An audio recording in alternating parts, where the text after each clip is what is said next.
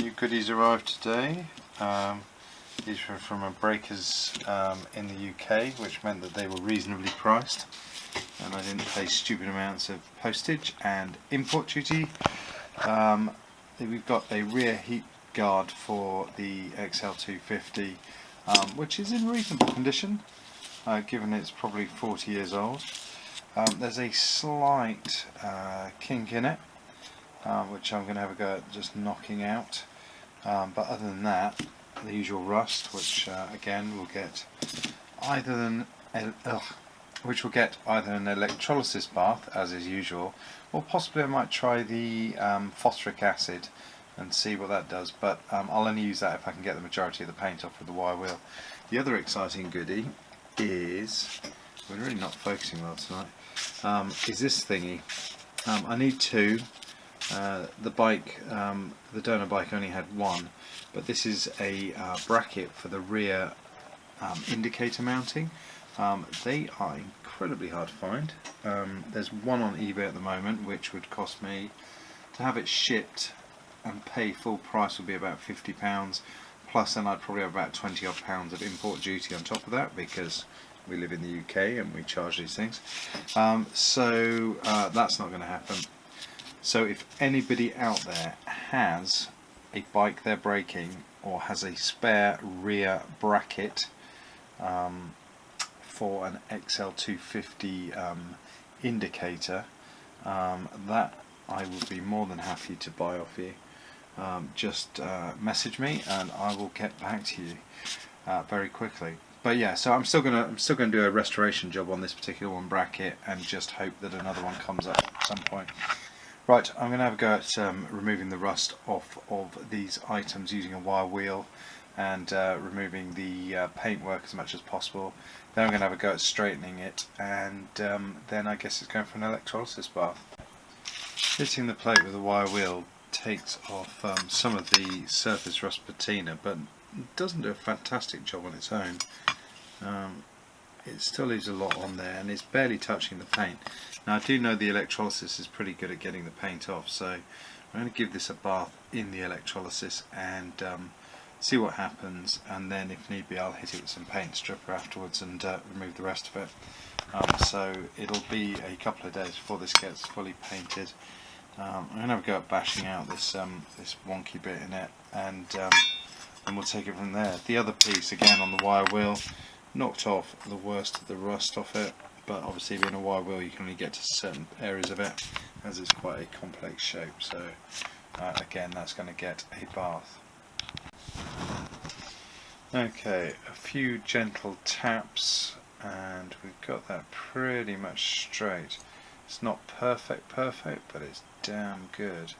You can just make out in the centre of the screen there's like a little dent, which I can't quite get out because it's raised on the wrong side. I've got nothing to really pad it with, but other than that it's very hard to see even with the naked eye. It's only when the light just glances off it you see it, but that line is a damn sight straighter than it was before. And ironically I straightened it with the bent tube from the steering stock. I was able to use the lip on the edge there to go on the inside. Yeah, I used the lip on the inside of this and used the wooden block as a dolly just to gently tap along as I went along, and it just flattened it out beautifully. So yeah, pleased with that. I'd be lying if I said after 12 hours of electrolysis we had this super shiny bit of metal. The electrolysis did what it was supposed to do and removed all the rust. You can see the rust patina left behind. Some of the paint was still clinging onto it, so I used the wire wheel to finish it off, and that took 95% of the paint off. We still got a little bit, so I can't quite get into the far reaches, but it is pretty soundly on there. So the back of the plate isn't quite as nicely done as the front, but the wire wheel really polished it up beautifully. So this afternoon's job is to get a coat of etch primer on that, and then we're going to go with the Rust-Oleum heat-proof satin black. And if it looks okay after that, then we'll leave it, and if it looks really shoddy, then Then I'll flatten the black back, fill it, and put another coat of black or two over the top of the filler. Rear indicator bracket, again this was in the electrolysis for 12 hours. It's come up really well. This isn't going to focus brilliantly.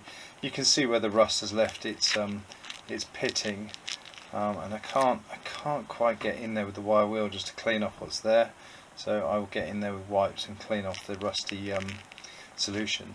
I think I might use the gloss black on this one because it's going to be up against the frame, which is going to be in a gloss powder coat. So we won't use the satin, we'll use the gloss on that.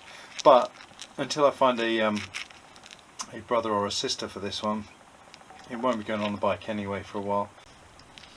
Okay, 30 seconds with the handheld wire brush knocked off pretty much all the remaining rust, and it's gone back to black iron ferrite in there. I can't do any better than that, but it should be stable enough for repainting. It's had a coat of etch primer on there. It's hard to tell, I don't really want to touch the part even with gloves on, but you can just see on the top right hand edge the patina left behind by the corrosion. I don't know if that's going to look even worse by the time it's had some paint on, but we'll see. I put a third and final coat of black satin on this heat shield. It's wet now, so it's quite glossy, but I'm going to leave it to dry overnight before I put it into storage to... Blimey, bloody wind. I'm going to leave it to dry overnight before I put it into storage, ready for fitment to the rear of the exhaust.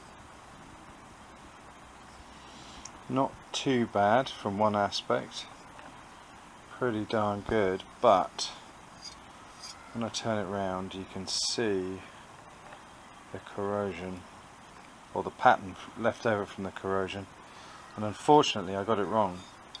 This is the upper surface, so this will be how it's mounted to the bike. The right hand side's forward, and so you will be able to see that corrosion quite easily. So the plan is to fit it to the bike when the bike is all back together, see how it looks, and if it looks rough then I'll use some 2-pack filler and then put another coat or two over the top of it. So that is the rear exhaust guard. This bit I'm really pleased with. This is the indicator mounting bracket, and it's come up beautifully.